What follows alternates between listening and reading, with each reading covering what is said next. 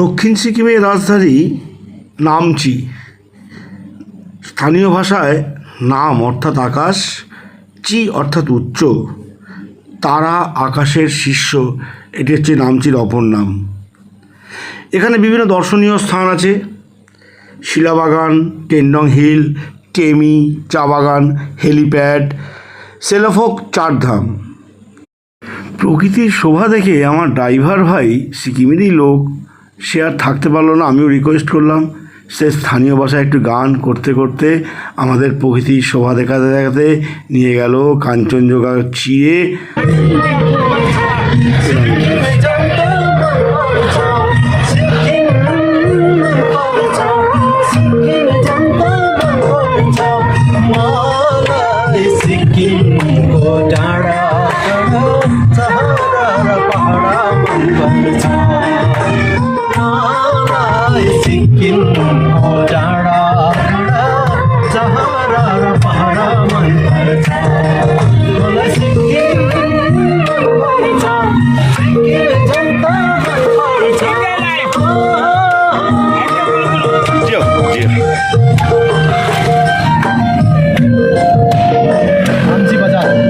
নামচির বিপরীতে যে বিপরীত পাহাড়টা আছে, সেই বিপরীত পাহাড়ে বৌদ্ধ পদ্মসম্ভবের বিশাল মূর্তি পর্যটকদের নজর কাড়ে। এখানে মার্চ থেকে জুন এই সময় যাওয়া উচিত, খুব ভালো ওয়েদার পাবেন আপনারা।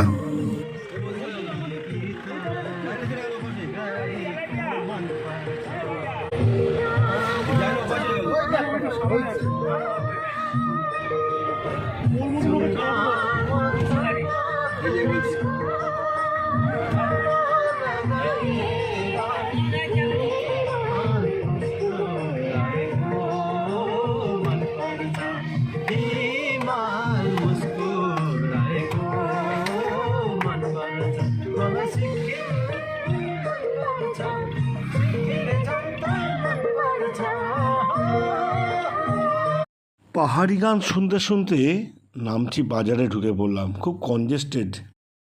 পুরাণে আছে মগধের রাজা অজাতশত্রু তার শত্রু বৈশালীর লিচ্ছবিদ্যের সুবিধা পাওয়ার জন্য তার রাজধানী পাহাড়ি রাজগৃহ থেকে নামচিতে ট্রান্সফার করেন। এটাও কথিত আছে গৌতম বুদ্ধ তার জীবনের শেষ বছর এই নামচি স্থানটি পরিদর্শন করেছিলেন এবং তিনি ভবিষ্যৎবাণী করেছিলেন যে এখানে শত্রুতা, আগুন, বন্যার ভয় থাকতে পারে।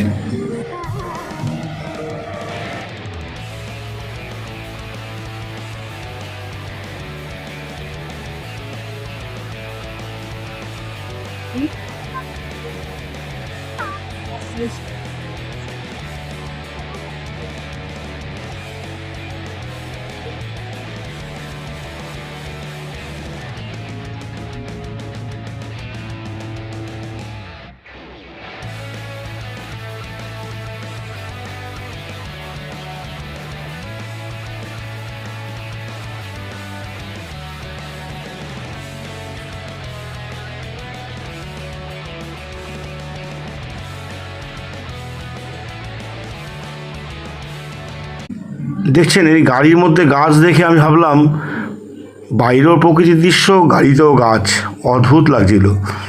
আর পাহাড়ের থেকে কাঞ্চনজঙ্ঘার দৃশ্য তো অভূতপূর্ব, ক্যামেরাবন্দি করতে পারলাম না। কেমন লাগলো জানাবেন।